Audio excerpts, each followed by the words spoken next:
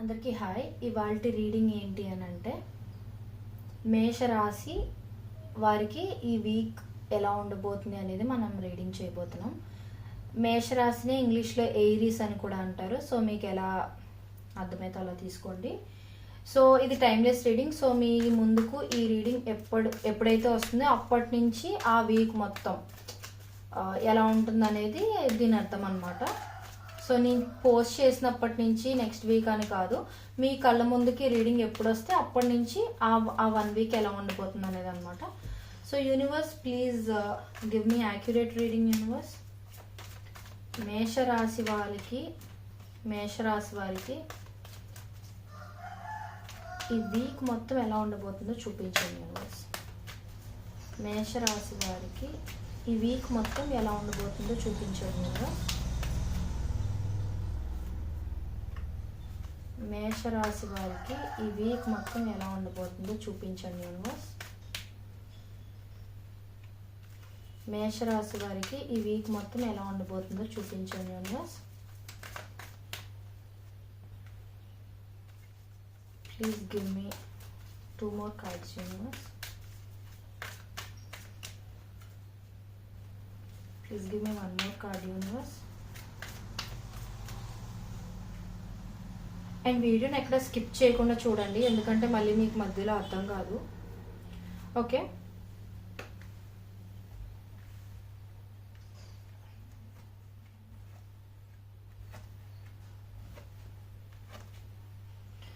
Okay.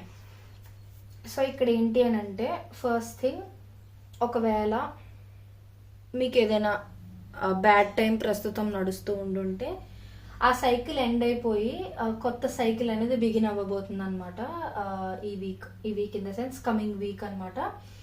So and మీలో చాలా మందికి ట్రావెల్ చేసే ఛాన్సెస్ చూపిస్తున్నాయి. అది తక్కువ డిస్టెన్స్ అయినా లాంగ్ డిస్టెన్స్ అయినా సరే ట్రావెలింగ్ అనేది అయితే చూపిస్తుంది. మోస్ట్లీ ఏంటంటే ఒక సైకిల్ ఎండ్ అయిపోయి ఒక కొత్త సైకిల్ బిగిన్ అవ్వడం అనేది జరుగుతుంది అనమాట. అండ్ ఇంకొకటి ఏంటి అని అంటే మీరు ఫినాన్షియల్గా కొంచెం స్టేబుల్గానే ఉంటారు ఈ వీక్. అంటే ఫర్ ఎగ్జాంపుల్ మీ చేతిలో ఇప్పటి వరకు డబ్బులు ఏం లేవు, సరిగా మీకు అంత లాభాలు ఏమీ రావట్లేదు అలా అనుకుని ఉంటే ఈ కమింగ్ వీక్ ఏంటంటే మీకు ఖచ్చితంగా మంచిగా చేతిలో డబ్బులు అవి ఉంటాయి. అండ్ ఖర్చులు ఏంటంటే మీరు కొంచెం రెడ్యూస్ చేసుకుని ఉంచుకోవాలి. మీరు ఏంటంటే టూ మచ్ ఖర్చు చేయడం అనేది చేస్తూ ఉంటే అది ఇంకా ఎక్కువ ఖర్చు అయిపోతుంది. బట్ ఈ కమింగ్ వీక్లో మాత్రం మీరు ఖర్చులు అదుపులో పెట్టుకోగలుగుతారు అండ్ మీ చేతిలో డబ్బులు అయితే బాగా కనిపిస్తాయి అన్నమాట.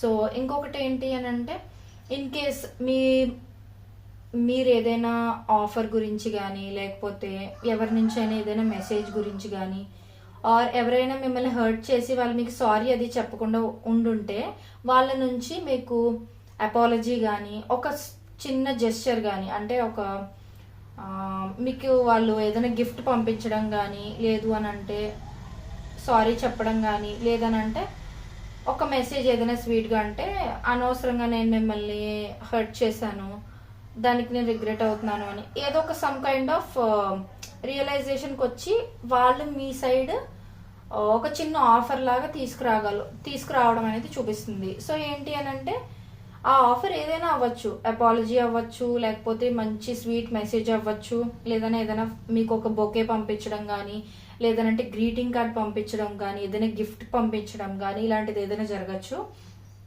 అండ్ ఇంకేంటంటే మీరేంటంటే కొంచెం డే డ్రీమ్స్లో ఎక్కువ ఉంటారు ఈ కమింగ్ వీక్. డే డ్రీమ్స్లో ఉండటం అని అంటే మీరు ఏవేవైతే సాధించాలి అని అనుకుంటున్నారో, ఏవేవైతే సంపాదించుకోవాలి అని అనుకుంటున్నారో, మీ లైఫ్ ఎలా పెట్టుకోవాలి అని అనుకుంటున్నారో అవన్నీ మీరు ఊహించుకుంటూ అలా అయితే బాగున్నాను, ఇలా అయితే బాగున్నాను అని కొంచెం ఎక్కువ డ్రీమ్స్ లాగా, అంటే పగటి కళలు ఎక్కువ కంటూ ఉంటారు. అండ్ వాటిలోని మీరు ఎంతైతే పాజిటివ్గా ఆలోచిస్తారో అవన్నీ నిజమయ్యే ఛాన్సెస్ ఉంటాయి. కాబట్టి ఈ కమింగ్ వీక్లో వీలైనంత వరకు పాజిటివ్గానే ఆలోచించుకోండి అండ్ పాజిటివ్ మేనిఫెస్టేషన్ మాత్రమే చేయండి. మేనిఫెస్టేషన్ అంటే ఏం కాదండి, మనం ఏదైతే జరగాలని చాలా గట్టిగా కోరుకుంటూ ఉంటామో అదే జరుగుతుంది అనమాట. సో మీరు ఏదైతే బాగా కోరుకుంటారో అదే జరిగే ఛాన్సెస్ ఉంటాయి. కాబట్టి నెగిటివ్ ఆలోచనలు పెట్టుకుంటే నెగిటివ్గా జరుగుతుంది. కాబట్టి నెగిటివ్ ఆలోచనలు పెట్టుకోకుండా అంత పాజిటివ్గానే ఆలోచించడానికి ట్రై చేయండి.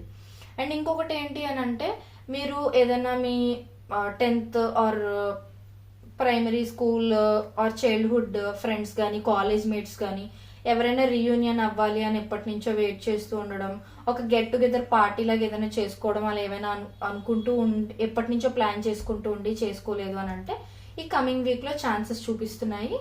అండ్ మీరు ఒకవేళ కానీ ఏ పర్సన్ అయినా మీతో మీ ఫ్రెండ్ కానీ మీ పార్ట్నర్ కానీ ఎవరైనా సరే మీ నుంచి విడిపోయి ఉంటే వాళ్ళు ఈ కమింగ్ వీక్లో మిమ్మల్ని అప్రోచ్ అవ్వడం, రీకన్సిలేషన్ అనేది జరిగే ఛాన్సెస్ అయితే చూపిస్తున్నాయి.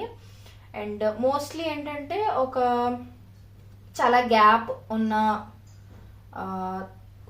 గ్యాప్ ఉన్న తర్వాత మీరు మీ పర్సన్ని ఆర్ మీ ఫ్రెండ్స్ని ఎవరినైనా ఇప్పుడు కలుసుకునే ఛాన్సెస్ అనమాట అవి చూపిస్తున్నాయి.